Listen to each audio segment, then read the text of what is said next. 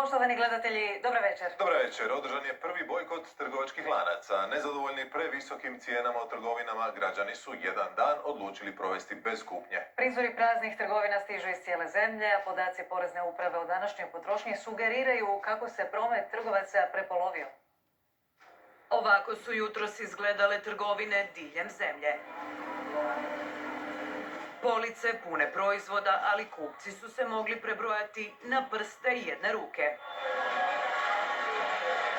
Počeo je bojkot građana zbog rasta cijena. Podržavam i neću ništa kupiti ako treba jedan dana, ako treba bojkotirati bilo koju trgovačku kuću, mjesec dana. Danas nisam išao u dućan, niti ću ići. I preporučujem da to malo duže potraje, da više dana traje. Da im dokažemo da nismo toliko glupi. Željela sam vidjeti, ne želim kupovati ništa, odlučila sam stvarno da bude baš da surađujem, da svi zajedno surađujemo. Ne, ništa i podržajem ovo.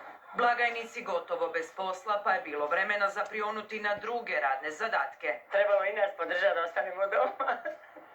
S prvim pogledom na parkirališta ispred trgovina od Zagreba, Osijeka, Pule, Rijeke, preko Splita do Dubrovnika jasno je ono što su uskoro i brojke potvrdile.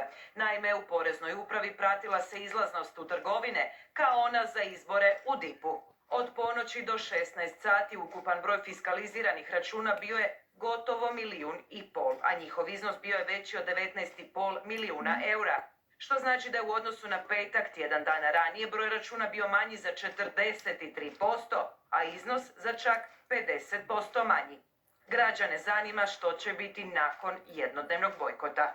Nadam se da će ovo biti nekakva opomena, da će to uroditi nekim plodom, jel? Je rješenje ako se to nastavi dalje.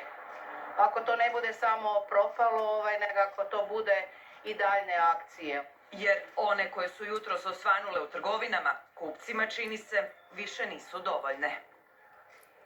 A sad idemo u APIS-ov centar gdje se prikupljaju svi fiskalizirani računi u državi.